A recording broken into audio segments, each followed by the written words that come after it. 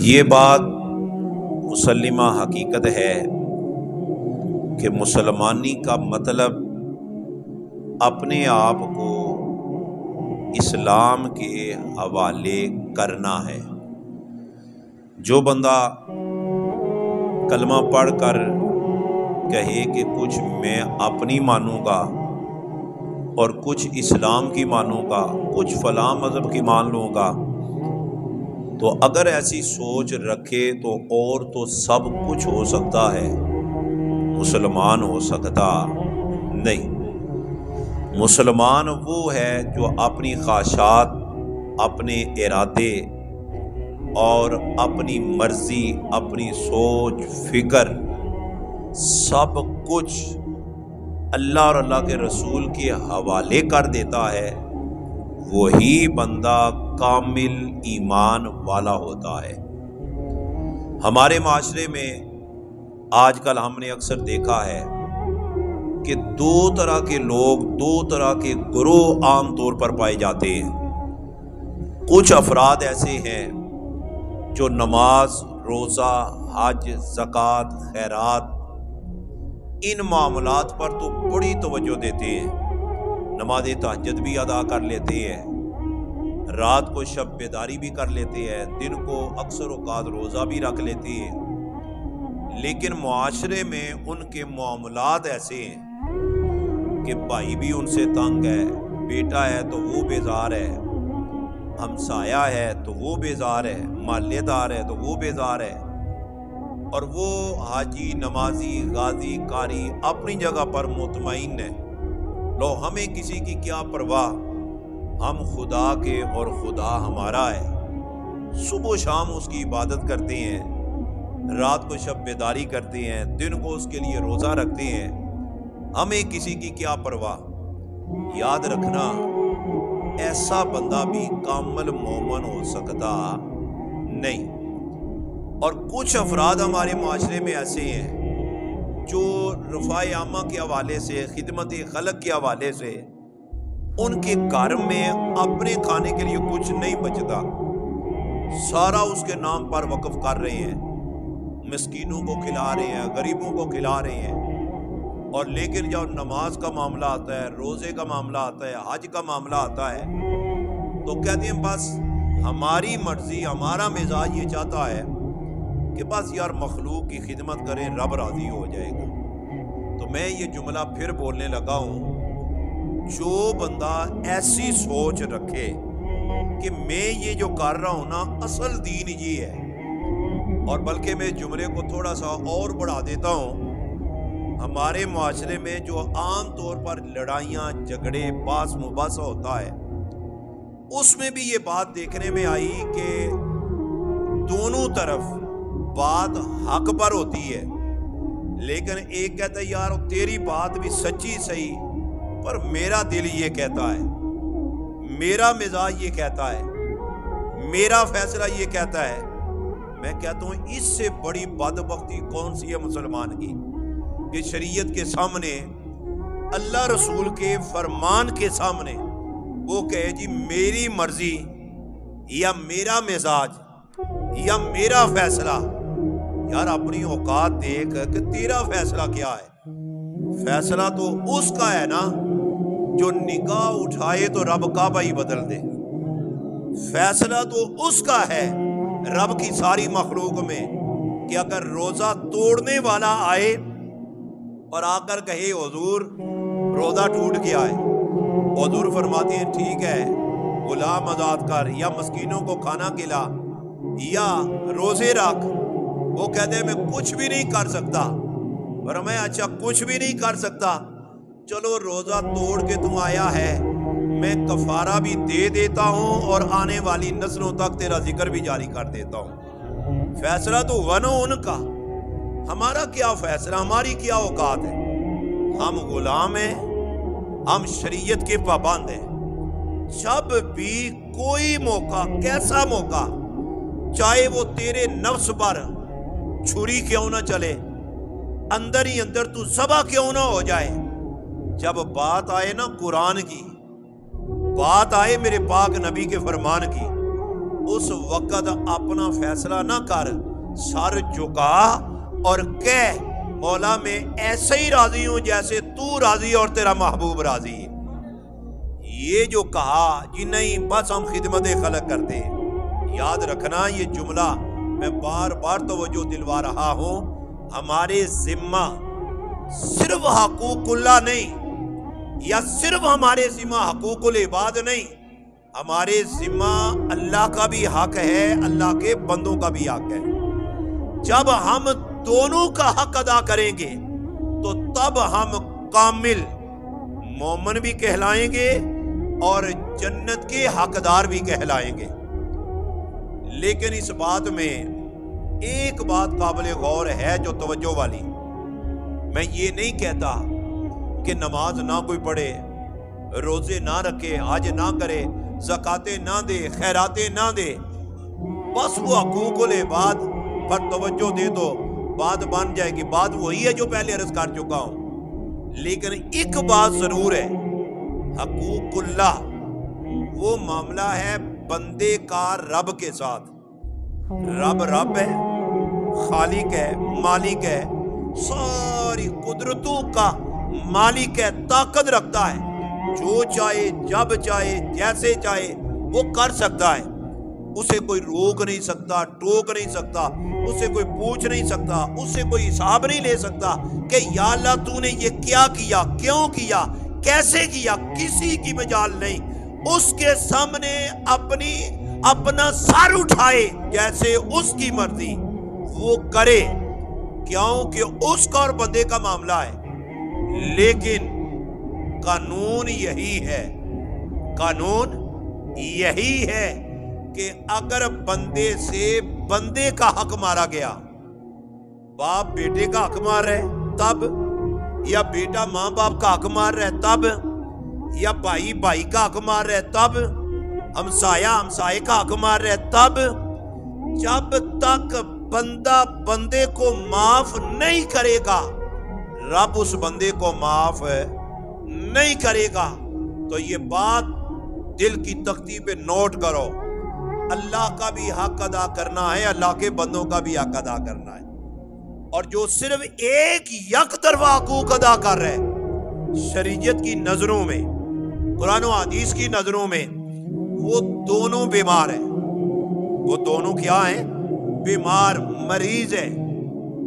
صرف حقوق اللہ ادا کرنے والا بھی اور صرف حقوق العباد ادا کرنے والا بھی تندرست صحیح وہ ہے جو دونوں کا حق ادا کرتا ہے۔ اس پر میں کئی بار یہ مثال دیتا ہوں تاکہ بات اچھی طرح لوگوں کو سمجھ آ جاتی ہے کہ اپنی سوئی ایک جگہ پہ اٹکا نہ دیا کرو کہ بس یہ میری مرضی جی ہے، بس بخشش ایسی ہو جائے گی۔ اپنا فیصلہ زندگی میں کبھی بھی نہ رکھو، فیصلہ وہی ہے جو اللہ اور اللہ کے رسول کا حکم ہے۔ مولا روم رحمت اللہ علیہ نے یا کسی اور صوفی بزرگ نے ایک حقائق لکھی ہے چھوٹی سی، فرماتی ہے کوئی بندہ جس نے زندگی کا ایک طویل ترین حصہ علم منطق حاصل کرنے پر گزارا تھا۔ آپ کو پتہ ہے علوم ہوتی ہے نا، علم صرف، علم نحو، علم منطق، علم بلاغت، فلسفہ، اصول حدیث، تفسیر قرآن، یہ مختلف علوم ہیں جو آج بھی درس نظامی میں پڑھائے جاتے ہیں۔ علم منطق بڑا لذیذ اور دلچسپ علم ہے۔ ایک بندے کو بڑا اس علم سے جو ہے نا وہ پیار تھا، اس نے زندگی کا ایک طویل ترین حصہ صرف علم منطق پڑھنے پر لگا دیا۔ لیکن جب علم منطق پڑھ لیا تو اس کے دل میں یہ بات بیٹھ گئی کہ تو بڑی شے بن گیا ہے۔ دیکھ علم منطق اتنا مشکل ترین علم، لوگوں کو نہیں آتا، مولویوں کو نہیں آتا، اور تو کیسے سغرا کبرا جلیہ کلیہ بناتا ہے، لوگوں کو تو پتہ ہی کوئی نہیں اس بات کا، تو بڑی شے ہے۔ اب وہ اندر اس کے یہ مادہ بیٹھ جاتا ہے تکبر والا، غرور والا، جو کہ کسی رنگ میں بھی بیٹھ سکتا ہے۔ جیسے خدمت خلق کرنے والا کہے ہاں تیرے سوا اور کون ہے اتنی خدمت کرنے والا، رات کو شب بیداری والا کرنے والا بولے تیرے سوا اس دور میں کون ساری رات جاگتا ہے، اندر بیٹھ جاتی ہے بات۔ 5 وقت کا نمازی اگر نماز ایک دن 5 وقت پڑھ لے اور دل میں بیٹھ جائے لو بندہ تو میں ہوں نا، واقعی کوئی بندہ ہے جو 5 وقت جماعت کے ساتھ نماز نہیں پڑھتا؟ یعنی کوئی بات کسی رنگ میں دل و دماغ میں بیٹھ سکتی ہے۔ اب اس منطقی کے دل میں تکبر کے طور پر یہ بات بیٹھ گئی کہ تو بڑی شے۔ اب وہ بزرگ لکھتے ہیں کہ وہ منطقی جس محفل میں بیٹھتا، جہاں جاتا، جا کر سلام کے پاس بعد اس کا پہلا سوال یہ ہوتا، اے مجلس والو، کوئی تمہارے اندر میرے معیار کا ہے جو میرے سامنے بیٹھے میرے ساتھ بات کرے؟ وہ بولتے کیا مطلب؟ کہتا کوئی علم منطق پڑھا ہے؟ لوگ کہتے نہیں، ہم نے تو علم منطق نہیں پڑھا۔ تو آگے اس کی زبان پر ایک جملہ پک گیا، تمہاری آدھی زندگی تو برباد ہو گئی نا۔ وہ کوئی بندہ ہے جس نے علم منطق نہ پڑھا؟ ایک مجلس میں بیٹھا، وہی جملہ بولا، آگے گیا، پھر کہا جناب علم منطق پڑھا ہے؟ جی نہیں پڑھا۔ کہا آدھی زندگی تو گئی۔ تیسری، چوتھی، 5ویں جگہ پر جاتا ہے، جی علم منطق پڑھا؟ جی نہیں پڑھا۔ کہا تیری آدھی زندگی تو گئی۔ وہ بزرگ لکھتے ہیں کہ وہ بندہ اتفاقاً ایک دن ہے دریا عبور کرنے کے لیے، دریا پار کرنے کے لیے کشتی پر بیٹھا، تو کشتی کا جو ملا تھا نا، کشتی چلانے والا، جو ہی اس کے ساتھ بات ہوئی تو ملا سے پوچھتا ہے جناب ساری عمر کشتی چلاتے رہے ہو یا کوئی علم منطق بھی پڑھے ہے یا نہیں؟ وہ آگے سے کہتے ہیں بس باپ دادا سے یہی کام کرتے آ رہے ہیں، علم منطق پڑھنے کا اتفاق نہیں ہوا۔ تو وہ منطقی فوراً بولا جناب پھر آدھی زندگی تو تمہاری گئی نا کہ علم منطق ہی نہیں پڑھا۔ وہ بیچارہ سادہ آدمی تھا، پریشان ہو گیا کہ میں تو زندگی تباہ کر بیٹھا ہوں، حالانکہ علم منطق پڑھنا فرض ہے۔ بولو تو صحیح، فرض ہے، واجب ہے۔ یہ ایک اختیاری فن ہے، جو حاصل کر لے تو بڑی بات ہے، لیکن وہ بیچارہ پریشان ہو گیا کہ میری آدھی زندگی تو گئی۔ اب جو ہی دریا کے درمیان کشتی پہنچی، اوپر سے پانی آ گیا، وہ پانی تھوڑا بارش یا سیلاب کی وجہ سے زیادہ چھلانگیں لگانے لگا، کشتی ڈولنے لگی۔ جو ہی کشتی ڈولی، قریب ہے کہ کشتی ڈوب جائے، اس ملا نے منطقی سے پوچھا کہ ہے مولانا منطق پڑھنے پڑھانے والے، پہلا سوال تو تم نے کیا، اب دوسرا میں کر رہا ہوں۔ کہا کیا؟ کہا ساری عمر صرف علم منطق ہی پڑھا ہے یا کچھ تیرنا بھی سیکھا ہے؟ وہ آگے سے منطقی کہنے لگا بابا کیا بتاؤں، میرے تو باقی بھی جو دن ہے چاہتا ہوں علم منطق پڑھو، میں نے اس پر بڑا عبور حاصل کیا ہے۔ تو اس ملا نے کہا بابا پھر تیار ہو جا، میری تو آدھی گئی، اب تیری پھر ساری گئی۔ یعنی ہمارے معاشرے میں یہ حال ہے کہ جی میں تو 5 وقت کا نماز، میں سب بیدار ہوں، میں اتنی خیرات کرتا ہوں، میں جناب یہ کرتا ہوں، یہ کرتا ہوں۔ او خدا کے بندے، مان کرنا ہے نا تو اللہ اور اللہ کے رسول کی غلامی بھی مان کر، کہ میں اس نبی کا امتی ہوں جو نبیوں کا بھی نبی ہے، اور صرف دعویٰ نہیں، اس کا بن کے دکھا، اس کا بن، تیری یہ زندگی بھی سنور جائے گی، قبر اور حشر بھی سنور جائے گی۔ تو لہذا اس پیغام کو یقیناً آپ لوگوں نے سمجھ لیا کہ آؤ دونوں حقوق ادا کرنے، حقوق اللہ بھی اور حقوق سب بولو حقوق العباد بھی۔ اب حقوق العباد کیا یہ میں پھر کبھی عرض کروں گا، آج صرف اس نقطے پر میں زور دے رہا ہوں کہ حقوق العباد کا مسئلہ اتنا نازک نہیں، اتنا ہلکا نہ لیا جائے، بلکہ حقوق العباد دبانا، کسی کا حق مارنا، اس کے متعلق میرے اور آپ کے لجپال آقا کا فرمان ہے۔ حضور فرماتی ہیں جناب موسیٰ علیہ السلام کے دور میں کئی سال کا سالی کا دور آیا، لوگ بھوکے مرنے لگے، حتیٰ کہ مردار کھانے تک پہنچ جاتے ہیں، اور لوگ چند ادھر بیٹھے ہیں، اس پہاڑ پر بیٹھے ہیں، ادھر بیٹھے ہیں، اور رو رو کر دعا کرتے یا اللہ ہمیں معاف کر دے، یا اللہ ہمیں معاف کر دے، یا اللہ ہمیں معاف کر دے۔ حضور فرماتے ہیں جناب موسیٰ علیہ السلام نے بھی ہاتھ اٹھائے اور رو کر عرض کیا الہ العالمین، یہ قوم مر رہی ہے، ان پہ رحم فرما۔ آگے سے صدائی پیارے موسیٰ یہ مرتی ہیں تو مر جائیں، میں نظر رحمت سے نہیں دیکھوں گا، میں ان کی بات اس وقت سنوں گا جب یہ ایک دوسرے کا حق ادا کریں گے۔ مجھے تو راضی کر رہے ہیں، کرنے کی کوشش کر رہے ہیں، نمازیں بھی پڑھ رہے ہیں، شب بیداری بھی کر رہے ہیں، پر یہ جو رو رو کر دعا مانگ رہے ہیں، یہ اپنے بھائی کا جو قبضہ کیا ہوا مال ہے واپس کیوں نہیں کرتا؟ یہ جو چیخ رہا ہے، اس نے اپنے بھائی کو گالیاں دی، اس کی تذلیل کی، کیوں نہیں اس سے معافی مانگتا؟ کیوں نہیں اسے راضی کرتا؟ ان کو کہو اپنے آپ میں جو ایک دوسرے کا حق مارا ہے تم راضی ہو جاؤ، رب تمہارا بغیر دعا کے راضی ہو جائے گا۔ آج اگر ہم اپنے معاشرے کو دیکھیں، کیا یہ 61 سالی کے دور سے کم تو نہیں ہے؟ جن مصیبتوں میں ہم پھنستے جا رہے ہیں، یہ بجلی، یہ گیس، یہ واٹر سپلائی، یہ اس طرح روزانہ نئے سے نیا ٹیکس نئے انداز میں، اس کا سبب ہمارا اپنا کردار ہے۔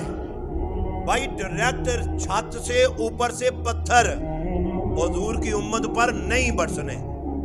میں ممبر پر بیٹھا ہوں، میں قسم اٹھاتا ہوں اجتماعی طور پر حضور کی امت پر قیامت تک عذاب نہیں آئے گا، اس لیے کہ رب نے قرآن میں خود کہا ما کان اللہ لیعذبہم وانت فیہم، فرمایا سونے محبوب جب تک تو ان کے درمیان موجود ہے مجھے اپنی عزت کی قسم ہے میں ان پر عذاب نازل نہیں کروں گا۔ یہ جو آج ہم بچے ہوئے ہیں نا، یہ حضور کی نسبت کی وجہ سے بچے ہوئے ہیں، حضور کے تعلق کی وجہ سے بچے ہوئے ہیں، لیکن اجتماعی عذاب تو نہیں آئے گا۔ لیکن یہ جو انفرادی طور پر ہم دیکھ رہے ہیں، یہ جو ہر بندہ پریشان ہے، اس کو اپنے کردار کو بدلنا ہوگا، اپنی سوچ اور فکر کو بدلنا ہوگا۔ ایسی بے مہار شتر مرغ کی طرح سوچ پیدا نہ کر کہ مجھے کسی کی کیا پرواہ، بلکہ میں ایک آسان دلیل دیتا ہوں جو ہر بندے کی سمجھ میں آئے۔ اکثر آپ نے دیکھا ہوگا آج کل تو دور ہے نا میڈیا کا، کہ فوراً لوگ، پہلے سنا تھا کہ نیکی کر دریا میں ڈال، اب کہتے ہیں نیکی کر فیس بک پہ ڈال، نیٹ پہ ڈال دے۔ کیوں؟ دریا میں تو داخل ہو کے کوئی دیکھ نہیں سکے گا، جہاں پہ تو ڈالے گا پورا جہان دیکھے گا۔ آج کل لوگ عمرہ حج کرنے جاتے ہیں تو کیا میڈیا پہ تشہیر ہوتی ہے یا نہیں ہوتی؟ بولو تو صحیح۔ دیکھو نا، ہر جمعے کوئی ایسی میٹھی کھیر نہیں ہوتی جو کھلا کے چلے جائے۔ یہ اصلاحی گفتگو ضرورت ہے اس دور کی، ہمیں بھی پتہ ہے۔ میں کئی بار کہتا ہوں یہاں پہ جمعۃ المبارک کے موقع پر ادھر ممبر پہ بیٹھ کر جنت کے ٹکٹ بانٹنے لگے، سارے ہاتھ چومیں گے۔ کیا بات ہے مولانا، باتیں تو آج ہوئی نا۔ جب کہیں نا کہ تیرا یہ کردار برا ہے، یہ برا ہے، اپنے آپ کو صحیح کر، کہتے ہیں بس اب گفتگو صحیح نہیں ہوتی۔ اب مولانا پتہ نہیں کن باتوں میں لگے یار، بات کوئی حق کی سننا۔ میں سمجھتا ہوں اگر جمعۃ المبارک کے موقع پر ایسی اصلاحی گفتگو میں اگر 5 بندے بھی عمل کر لیتے ہیں، مجھے پتہ ہے میری بخشش کا سبب بن جائے گا۔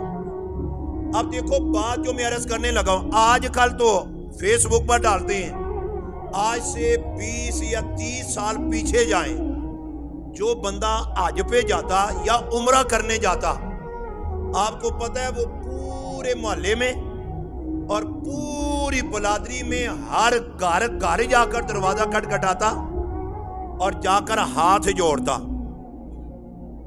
نہیں۔ اب چونکہ ہم نے دیکھا نہیں، جس کی وجہ سے ہمیں پتہ نہیں۔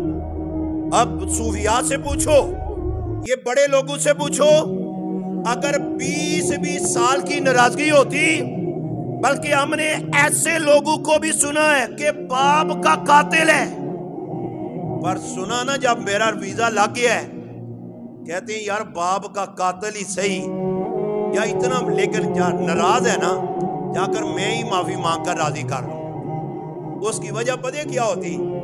دل میں ایک ہی احساس پیدا ہوتا، یار اپنے نبی کی بارگاہ میں جا رہا ہوں، کعبے جا رہا ہوں، اور میں ان سب کو ناراض کر کے کس منہ سے کعبے جاؤں؟ ایک ایک دروازہ کھٹکھٹایا جاتا، داڑھی کو ہاتھ لگایا جاتا، اور بار بار ہاتھ جوڑے جاتے. کہا جاتا خدا کے لیے اور چاچا مجھے معاف کر دے، میں اللہ کے گھر میں جا رہا ہوں. ایسی بات تھی یا نہیں؟ بولو. اس پہ غور کیا یہ بات کیوں تھی؟ اتنا تردد دیکھو، اتنے پیسے بھی بھر لیے، سارے سفر کے اخراجات بھی طے کر لیے. یہ گھر گھر جانے کا مقصد کیا ہے؟ یہ کیا سبب ہے معافی مانگنے کا؟ صرف ایک سبب تھا، وہ پتہ کیا؟ جانے والا جانتا تھا کہ باقی جو میری ذاتی کوتاہیاں ہیں نا اندر کی، وہ تو رب جانتا ہے، میں بھی جانتا ہوں، وہ تو بخشوا لوں گا. کہ کہوں گا یا اللہ تیرے گھر تجھے راضی کرنے آ گیا ہوں. کہا جن کو میں نے ناراض کیا ہوا ہے نا، ادھر گیا تو ادھر سے صدا آئے گی میرے گھر مجھے راضی کرنے آ گیا ہے. جن سے تو ناراض ہے یا تو ہی سے ناراض ہے ان کو راضی کرنا ہے تو ان کے گھر جا. آگے سے واپس پلٹایا جاتا، واپس بھیجا جایا کرتا کہ جناب اتنا لمبا سفر کر کے آئے، رب راضی ہو جائے. اے جن کو ناراض کیا ان کے دروازے پہ جا. تو حاجی صاحب جانتے تھے ان پڑھ ہونے کے باوجود، حالانکہ قرآن و حدیث کی تعلیم نہیں ہوتی تھی، لیکن اتنا مسئلہ وہ بھی جانتے تھے کہ جب تک بندہ معاف نہیں نہ کرے گا رب بھی میرا معاف نہیں کرے گا. اس لیے گھر گھر جایا جاتا. لیکن آج بلکہ میں نے کئی لوگوں سے جملہ سنا ہے، کہتے ہیں جی ہم ان سے ہو کر آئے ہیں نا، چلو جاتے ہوئے ہم آ گئے ہیں، واپسی پہ آیا تو پتہ چل جائے گا راضی ہے، نہیں تو پھر آج کے بعد میں بھی تو نہیں نہ جاؤں گا. آج معیار بدل گیا کہ اگر مجھے مبارک دینے نہیں آیا تو میرا اس کا تعلق ختم. اگر میرے گلے میں ہاتھ ڈالنے نہ آیا تو پھر میں اس کو نہیں دیکھوں گا، وہ مجھے نہ دیکھے. او خدا کے بندے، ایسی شریعت کہاں سے لے کر تو آ گیا کہ تو نے معیار ہی یہ بنا لیا حج اور عمرہ تاکہ پتہ چلے ناراض کون ہے. اے حج اور عمرہ اس لیے نہیں کیا جاتا. حج و عمرہ تو ایک بہانہ ہے میرے بندے. چلو 20 سال 30 سال 80 سال بعد تقاضۂ بشریت تو بھولا رہا، آ جا میرے دروازے پر، معافی مانگ. میں بڑا مہربان ہوں، میں بڑا کریم ہوں، میں تجھے بخشتا ہوں، آ تو صحیح. ادھر جانے سے حضور سروے کائنات کا فرمان ہے کہ جب بندہ خانہ کعبہ پہ پہلی نظر ٹکاتا ہے وہ ایسے گناہوں سے پاک ہو جاتا ہے جیسے ابھی ماں نے جنم دیا ہے. اتنی بڑی فضیلت. لیکن یہ حدیث کب صادق آئے گی؟ کس موقع پر؟ پچھلے سارے تو معاف کروا. جملہ سمجھو یار، سارے ناراض نہ ہو جاؤ، بات سمجھو. پچھلے سارے تو راضی کر کے جا، وہ تیرے بس میں ہے. اگر تو نے دکان پہ قبضہ کیا تو واپس کر کے جا. اگر تو نے مکان پہ قبضہ کیا تو واپس کر کے جا. اگر تو نے کسی کا 5-10 لاکھ روپیہ دبایا وہ واپس کر کے جا. ادھر والے کام جو تیرے بس میں ہیں وہ تو کر جا. ادھر جا، رب فرمائے گا جو میرا ہے میں کر دیتا ہوں. اللہ اکبر یا رسول زندہ باد، زندہ باد، زندہ باد، زندہ باد. اس لیے حضرات آؤ، میں تو بلکہ اصلاحی طور پر یہ جملہ بھی کہنے کو تیار ہوں. ادھر میرے ہاتھ دیکھو، اپنی سوچ اور فکر کو فراخ کرو. یہ جو حد بندیاں لگا رکھی ہیں نا اپنے اردا گرد، وہ یار دیکھو نا، میں اس کے دروازے پر جاؤں، میرا شریک ہے نا، وہ بھی دیکھ لے گا، وہ بھی دیکھ لے گا. میں کس منہ سے جاؤں؟ میں کیسے جاؤں؟ میں کہتا ہوں جو اللہ اور اللہ کے رسول کا پکا ہو جاتا ہے نا، اس کو کسی کے دروازے پر معافی مانگنے کے لیے جانے کے لیے شرم نہیں آتی، اس فخر سے سر بلند ہو جاتا ہے. معافی مانگنے والوں نے تو یہاں تک معافی مانگی، یہاں تک. مولا روم رحمت اللہ علیہ لکھتے ہیں کہ ایک درویش آدمی تھا، صوفی، اللہ اور اللہ کے رسول سے پیار کرنے والا. وہ اپنے گھر سے نکلا، اس کے ہاتھ میں ایک تھیلا تھا. اچانک چور کی نظر پڑ گئی. وہ قریب سے گزرتا ہوا نا تھیلا چھین کر بھاگ گیا. جو ہی تھوڑا آگے 1 کلو 2 کلومیٹر گیا وہ چور کسی مصیبت میں پکڑا گیا. کسی مصیبت میں اس کے دل میں خیال آیا کہ لگتا ہے یہ پکڑ میری اس تھیلے کی وجہ سے ہوئی ہے. وہ بزرگ تھے, ان کی داڑھی نمازی, وہ بڑے نیک لگتے تھے, لگتے ہیں ان کی بددعا مجھ تک پہنچ گئی. وہ بیچارہ انہی قدموں پہ نا واپس آیا ان بزرگوں کی تلاش میں. لوگوں سے آ کر پوچھا کہ اس انداز کا, اس رنگ کا کوئی بابا دیکھا ہے؟ وہاں پہ ایک نائی کی دکان پہ اس نے کہا یہ سامنے مسجد ہے. وہ بابا جی نماز بڑے اپنے وقت پر پڑھتے ہیں, آنے والی ہیں ادھر بیٹھ جا. جب تھوڑی دیر گزری بابا جی آ گئے. یہ فوراً قدموں میں گرا اور رو کے کہتے حضور خدا کے لیے مجھے معاف کر دیں, میں معافی مانگنے آیا ہوں, یہ لو اپنا تھیلا, مجھے معاف کر دیں. وہ آگے سے آنسو بڑھے, کہنے لگے خدا کے بندے اٹھ, تو نے جو ہی تھیلا پکڑا تھا میں قسم اٹھاتا ہوں میں نے اسی وقت معاف کر دیا تھا. کہا میرے سر پہ قرآن رکھ لے, میں نے اسی وقت معاف کر دیا تھا. وہ اور ڈر گیا, کہنے لگا اتنے نیک بندے کہ اتنا قیمتی تھیلا بھی اور اسی وقت نے مجھے معاف بھی کر دیا. آپ ذرا جواب نہ ایمان کے کانوں سے سننا, تب میری کا بات سمجھ آئے گی. اس چور نے کہا حضور اسی وقت معاف کیا, کس وجہ سے؟ نہ تو میرا تمہارا کوئی تعلق ہے, نہ تم مجھے جانتے ہو, نہ میں آپ کو جانتا ہوں, تو کیسے معاف کیا؟ اب ان کا جملہ سننا سینے میں ٹھنڈ پڑے گی. کہنے لگے بس میرے سامنے نا اپنے محبوب کی ایک حدیث مبارکہ تھی, حضور کا ایک فرمان میری نظروں کے سامنے تھا, جس سبب سے میں نے تجھے معاف کیا. اس نے کہا کون سا فرمان؟ انہوں نے کہا حضور کا فرمان میں نے پڑھا ہے کہ جب تک میری ساری امت کا حساب کتاب نہیں نہ ہو جائے گا میں اس وقت تک جنت میں نہیں جاؤں گا. اب آپ کی بلا جانے اس بات میں کتنی بڑی بات ہے. یہ کوئی عشق والا ہی فیصلہ کرتا ہے, عشق والے ہی کوئی حدیث سے پھر ایسے موتی ملتے ہیں. اس نے کہا پھر حضور کیا مطلب؟ آپ ان کا جواب سننا. کہتے ہیں میں نے جب یہ جس دن سے یہ حدیث پڑھی ہے نا, میرے ساتھ کوئی زیادتی جو ہی کرتا ہے میں فوراً اسے معاف کر دیتا ہوں. کہا وجہ؟ کہتی ہیں حضور فرماتی ہیں میں اس وقت تک جنت میں نہیں جاؤں گا جب تک حساب کتاب نہ ہو جائے. کہتی ہیں میں نہیں چاہتا کہ میرا حساب کتاب باقی اور حضور بار کھڑے ہوں.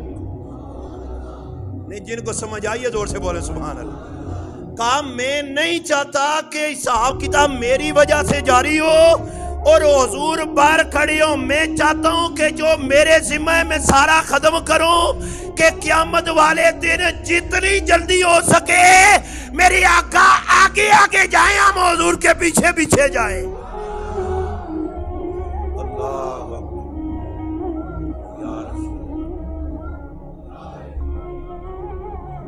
باد زندہ باد زندہ باد. اس لیے آپ اپنی سوچ کو بدل, فکر کو بدل. تم اپنی انانیت کو لے کر چل رہے کہ میں بہت بڑا چودھری ہوتا ہوں, میں علامہ ہوں, میں قاری ہوں, میں جناب شب سے نمازی ہوں. اور خدا کے بندے اپنی نظر نمازی ہونے پہ, حاجی ہونے پہ, قاضی ہونے پہ نہ رکھ. اپنی نظر رکھنی ہے تو چہرہ مصطفیٰ پہ رکھ. پھر دیکھنا تیرا جینا بھی آسان ہوگا, تیرا مرنا بھی آسان ہوگا. اپنی سوچ اور فکر کو بھی بلند کرنا ہوگا. یہ حد بندیاں توڑ, اپنے فیصلے چھوڑ. جس فیصلے پر تیرا رب راضی ہو, تیرا نبی راضی ہو, اپنی خواہشات, اپنے فیصلے اپنے نبی کے فیصلے پہ قربان کر دے. میں قسم اٹھاتا ہوں جب دنیا سے جائے گا تو پانی کی تہ میں رہنے والی مچھلیاں بھی تیرے لیے دعا کریں گی. لیکن اپنی حد بندی سے باہر نکلنا ہوگا. ہمارے راستے میں ایک دوسرے کا حقوق ہم کیوں معاف کرتے بھی نہیں, کرواتے بھی نہیں. دو چیزیں دیکھو نا, اس سے بزرگوں کے عمل سے دو باتیں سامنے آ رہی ہیں. ایک تو ہے نا آپ نے کسی کا حق مارا ہے, وہ دو, ایک یہ پہلو ہے نا. دوسرا یہ ہے کہ اگر کسی نے آپ کا حق مارا ہے, یہ جملہ نہیں سمجھ آئے گا. کیوں؟ اکثر بدے کیا کہتے ہیں؟ ہاں ٹھیک ہے کر لے، قیامت والے دن گربان پکڑوں گا، یہ فیصلہ رب پہ چھوڑتا ہوں۔ یہ عقل والوں کی باتیں ہیں، یہ عقل والے ایسی باتیں کرتے، قیامت کو گربان پکڑوں گا، قیامت کو حساب لوں گا، خدا کی بارگاہ میں شکایت کروں گا۔ یہ عقل والوں کی سوچ ہے۔ عشق والوں کی سوچ کہ جلدی حساب ختم ہو اور ہمارے قائد کریم آقا آگے آگے ہوں، ہم ان کے پیچھے پیچھے ہوں۔ ضروری نہیں کہ وہ آئے معاف کروانے، کبھی کبھی خود بھی معاف کر دیا کر۔